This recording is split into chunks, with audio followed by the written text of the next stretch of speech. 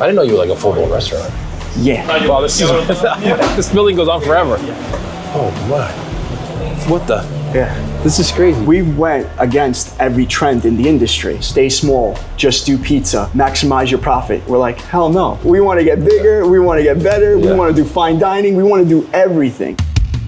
Today we're on Long Island visiting King Umberto. Their restaurant is unbelievable. Not only are they making some of the best pizza on Long Island, but they have a full-blown commercial bakery in the basement where they're making some of the best bread, doing it the old-fashioned way, the difficult way, and they're sharing everything with you in this video as we walk through the entire place. John gives us a tour of everything inside King Umberto, how they make the dough, how they make the breads, why they built out this amazing facility during 2020. And they give us a sneak peek at what's to come in the future. This is a great episode of Pizzeria Insider, so let's get right into it. How are you? How are you? Good, man. I made it. Good to see you. This is great, man. Looks great from the outside. Looks even better from inside.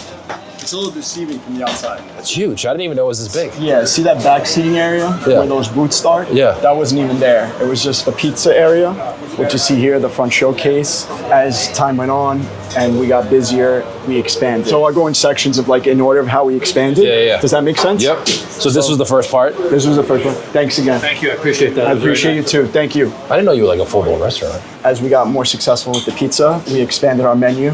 And we did like chicken parm heroes, baked ziti, penne alla vaccas, chicken parmesans. So this became like casual pizzeria. This is nice. If you ever want to get like a slice of pizza and a soup or a slice of pizza and a salad, this is the area for you right over here. As time went on, as this place got busier and we didn't have enough seats, we expanded again. Oh, wow. This is now what was our old dining room. This is when we got like a little bit more fancier. And we went with like tablecloths and stuff like that. So this is under construction still, right? It's under construction. Obviously, now you're gonna see that. That was a dumb question by me. What did you guys do differently? Like, is this all redone? Yeah. Oh, wow. We actually, underneath here, we dug a hole. We excavated. So the construction process was crazy. It's been a year. We started a year ago. You came at a good time because it's almost done. We're at the final stretch for this part. And I'll show you what happened after this. So we needed more space in our basement for a lot of reasons. Pizza production, food production, prep kitchen. We started seating more people, but we never expanded the kitchen area. Got it. So you're doing all the cooking and the prepping in that one little area over there? Yeah. You know, we figured it out. We realized we need more space to execute and prep. And that's when we added another kitchen downstairs, which I'm going to show you. Our main focus was always on home base and how we can make this place the best it possibly can be and get bigger. Yeah, everybody always asks people who own a pizza shop, are you going to open the second one? When are you going to open the second one? Every day. All the time people ask you. We get that question, and when are you going to start doing delivery? Those are like the two most common questions here. But we're going to steer away from that and just focus on giving the people the best possible product here and the best possible service. That's great. So you don't think you've maximized like the amount of sales out of this one location, so why bother, right? Like just stay here and continue to do it. I think as we continue to get bigger and expand and grow, introduce new products, new ideas, I think that's how you get better. To have another King Umberto's and do like Uber Eats and DoorDash, and that's not it. That's not it for us, at least. You know, for other people, I understand that might be their strategy, and that's great. They want to make, you know, however much money they want to make at the end of the year, and they see it as a dollars game. And us, it's a little bit different. That's why the pizza business is cool though, because there's so many different ways you can run a business. You can have small shops, you can have a big one like this, and a huge operation. And there's no wrong way to do it. Right, exactly. Like it's all like what you want to do with your own business. Yes. So this used to be King Umberto as well, but now it's going to be a new concept. It's going to be upscale Italian. It's going to be a tasting menu. It's an open kitchen concept, so the chefs will be cooking for you over here. Oh wow, you built a whole kitchen here, huh? Yeah, we got a guy from Noma in Copenhagen. It's like a 3 Michelin star restaurant. They do crazy stuff. They're very big on farm to table and preserving ingredients while they're at their peak, while they're in season, finding ways to preserve them and use them. So it's like back to ancient times where like you didn't have maybe refrigeration and you had to find ways to use. So you pick tomatoes in 1 month, but you still want to use them 6 months later. So that's how Italian people started making tomato sauce. Right. And that's a big tradition. When the tomatoes are in season in Italy, everybody grabs as much tomatoes as they can. And the way to preserve tomatoes, you make sauce, you jar it, and you use it throughout the year. And a lot of those traditions don't exist anymore with food. It's a little bit more complex to what they're doing. Right. But we're bringing that concept here now. Oh, that's cool. and it's Serrata 6 by King Umberto's. We went against every trend in the industry. This being one of them, right? Where like, stay small, just do pizza, maximize your profit. We're like, hell no. We want to get bigger, we want to get better, we want to do fine dining, we want to do everything. Are you afraid? Are you nervous about that? Yeah, but it's a good nervous. Yeah, right. If that makes sense. Yeah, it's exciting nerves. And I'll show you after this what we did next. Okay. This is wow, I didn't know you had this either. This is the second kitchen that we built that we redid in 2022. Yep. Wow, this is this building goes on forever. Yeah. Oh my. What the? Yeah. This is crazy, dude. So this happened during COVID. So we bought the property with the intention of doing like a catering facility. Yeah. We wanted to host like larger parties, larger events, like small weddings, sweet 16s, anniversaries, engagements, that kind of stuff. Yeah. And then COVID happened and there was a bunch of like guidelines, like you can't seat more than 50, you can't do that, you can't do that. So now we had all this space and we didn't know what to do with it. So my brother came up with the idea. We got like a Barnum & Bailey's tent, and it was outdoor seating. It was like we poured cement down on the floor. Here in this right in this area right now, we got a tent, and we put tables and chairs everywhere, with no rhyme or reason. This bar was a storage container. So now this obviously is much different than it was back then. So you just said, all right, yeah, it was worked. a tent. It worked. So and then let's make it permanent. He came up with another idea. This is actually an airplane hangar. You see the doors open up on side. Come on, Sean. Oh yeah, I see the doors down there. Bought the property over here and we expanded this because we had a lot of success with it. And now we try to utilize this room. For example, if you have a private function, 50, 60 people, you have your own little space, prefixed menu. Yeah. You still get King Umberto's food.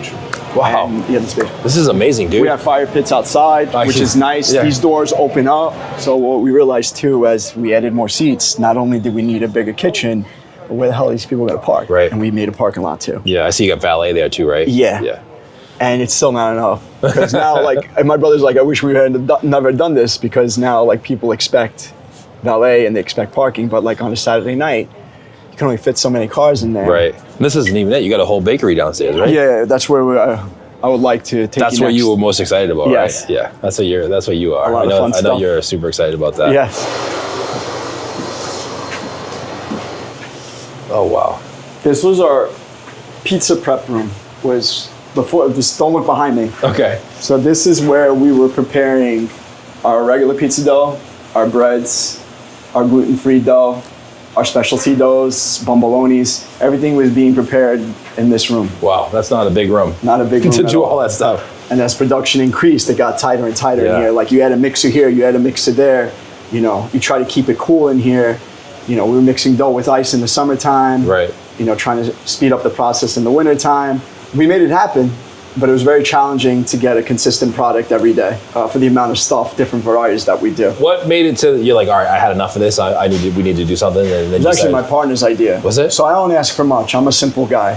Whatever you give me, I try to perform my best with whether it be with the staff I have, the ovens I have, the equipment I have, the facility I have. They ask me, how would you like it if we've excavated? Here's our vision, here's our plan. We want to do more stuff in-house and make your prep room bigger. And I said, yeah, absolutely. Sign me up. Yeah, you're not going to say no to that. So the new restaurant that we were just on top of, this is underneath it. We dug, and this is what it is. Wow. I'll take you in the dough room first. Okay, yeah, that'd be cool. People talking. That's Chef Luca. He's our head baker. How you doing? Nice to meet you. That's Bruce. I'm not just saying this because we have him. This guy is probably, I think, in my mind, the flexibility and what he's able to do, not just one-dimensional, is probably top 5 in the world. And I'll show you exactly what I mean. Like the kid knows how to do a lot of stuff. This is our dough lab. It's temperature controlled and humidity controlled. So to a certain extent, if it reaches a level of humidity and there's too much moisture, it'll trigger the fans to push out some dry air, and it'll try to combat that to the best of its ability. Right. But the temperature is on point. Now you have your flour stored in here, right? And then you have this, which I'm sure you've seen at other places before, a water chiller, water meter. Yep. So it measures the water and the temperature at what you want it at. If you have a flour temperature at the same, if you have a room temperature that's the same, if you have a water temperature that's the same, your final dough is always going to be the same temperature, which then you'll understand how to bulk ferment and how long you can ferment for. Padre Pio, He's a saint from where we're from in Italy. Okay. He's known to be like a miracle worker. So we call this the Bible. And this is where all the recipes are written down. It basically explains, it also allows you, if you have to change the total weight of the final product, it'll adjust the numbers for you. We also have it in an iPad. Okay, cool. So this is just everything as far as water temperature is concerned, how to feed the starters, the final dough temperature, what it should be, what are we aiming for, how long the fermentation is, that kind of stuff. Great. So the purpose of this whole room was to improve our pizza product, make it better, make it more consistent, and introduce new product as well. This is great. So we got the sheeter, we got the water meter, we got the water chiller, the temperature controlled stuff. The Bible. So this is for everything. Pray, hope, and don't worry. You make the dough Works for the restaurants, the pizza shop, everything here. Yes.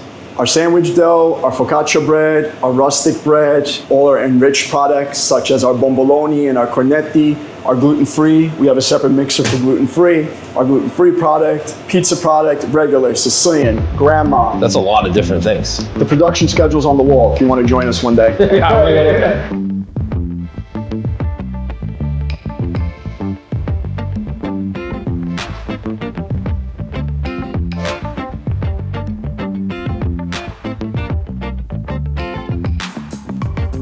The top pizza makers in the world, they're not one-dimensional. They don't only do one thing. The top pizza makers in the world, they're well-versed. They know how to cook. They know how to do bake. They know how to make like desserts. They know how to do this. They know how to do that. That's how you get more creative and expands your horizon. There's a lot of amazing pizza out there. Don't take it the wrong way.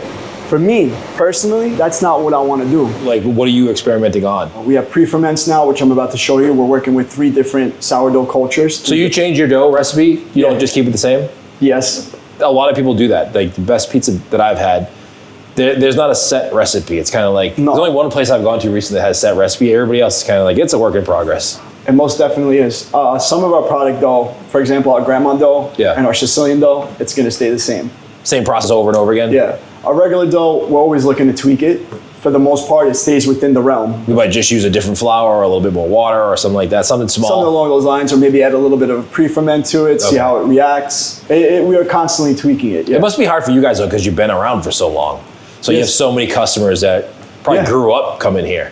Yeah. And if you change one thing, they're like, I don't want you to change anything. They know right away. Yeah. They know right away. It's not like change a tomato, they know right away. Yeah, like that's not what it tastes like. So what did you say you're going to show us next? All right, now we have the other side. I can't believe there's more. Holy shnikes. Oh my God. So we have 4 different ovens down here. This is a 5-deck steam injection oven. This is where we bake our rustic style loaves. The Pizza Master, we bake our Sicilians in. Yep. And we cook our gluten-frees on the weekend. We cook down here just to try to avoid cross-contamination as much as we possibly can. Over here, this table will eventually be dedicated for our pastry chef. And this is a little bit of prep for that kitchen that you saw upstairs. They're gonna do some prep work down here. We have a combi oven over there. Those things can do everything. I'm very impressed with it. Wow. You type in croissant, it sets it for you. This is a revamped proofer retarder. So what this does, it does both. So it can either slow down the fermentation process or speed up the fermentation process, which is crucial when you're making sourdough culture. So there's 3 different sourdoughs in there right now. I'll take them out. This is your traditional liquid sourdough starter, which we use for our pizza dough and our bread recipe. Okay. This is a stiff sourdough starter. Oh, so what's that? What's that? We use this more for our rustic breads and some enriched products, some baking products. So this December, we plan on making our own panettone. This we use for, as I said before, some enriched products, our rustic breads, and we've also been messing around in our pizza dough a little bit, just to see how it reacts. This is what you just saw, the stiff one, with salt and a little bit more water inside. So it's called lievito a sale. It's an Italian technique. Okay. And you add this to your dough. Just like that. And what it does is it traps the humidity inside and it preserves the shelf life of the bread. But you got a pasta maker here too? Yeah, we're gonna make a few pastas in-house for the new restaurant.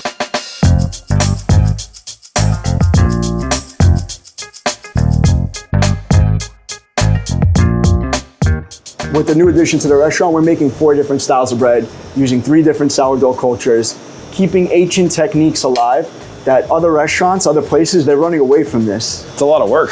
It is. It's no joke, but we're passionate about what we do. We care about the product that we give our customers, and we want to make it the best. The Bombolonis, which we've become known for over the past 5 years, it's just an Italian stuffed donut. They're very delicious. We sell like over 100 every Wednesday. That's great. Sometimes we'll do specialty ones like Ferrero Rocher.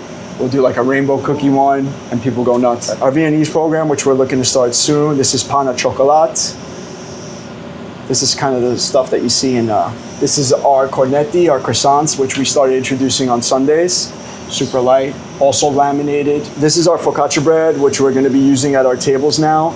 And on Wednesdays, we actually started making sandwiches with using this bread as well. Focaccia's bread is made with a pre-ferment called a biga, which a certain amount of the dough is mixed the night before and then mixed in. It also has potatoes inside the dough, which makes it really nice, soft, and fluffy. Bombolonis, the focaccia, our pan rustica. This is the table bread that you get when you come eat here. So if you get a bowl of pasta, you want to dip the sauce, this is the bread that you get. And this is our sandwich bread. I cut it already, but this is what we're using for Heroes now.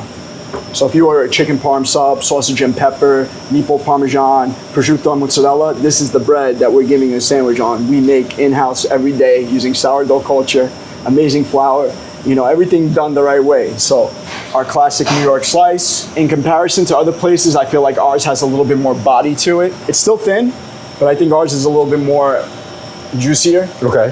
Has a little bit more body. Our grandma, which is our thin and crispy, this is the one that we're known for.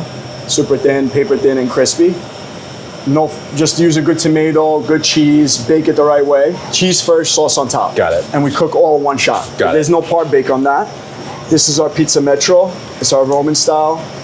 We started doing this in 2017, introducing it as pizza metro, pizza impala, because where I'm from in Naples, that's what they call it.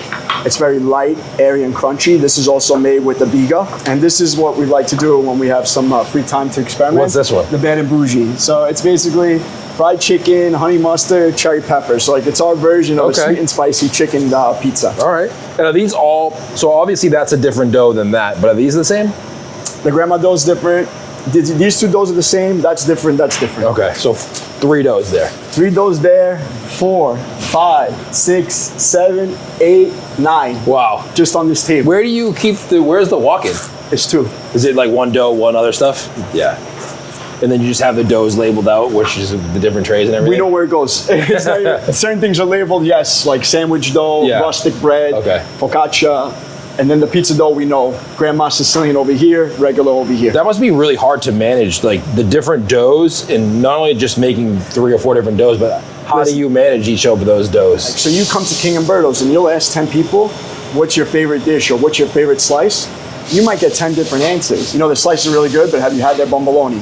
Someone would say, you know, the sandwiches are really good, but have you tried their grandma pizza? Right. The fried capellini, the angel hair pasta and the cream sauce.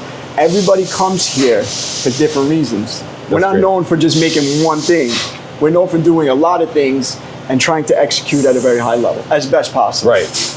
Well, thank you for letting us come in here and record everything. Thank you very much. It was awesome seeing you in person. I appreciate you guys coming. Showcasing this, and if you want to reach out, where should they go? Where are you online at? I know you're on Instagram. Instagram, King Umberto's has its own page. Yep. Facebook, King Umberto's. You can check us out on there, or they can just come visit us. We're located in Elmont, Long Island, by UBS Arena. If you ever go see a show, watch the Islanders play. We're about 1 mile or 2 miles away from the arena.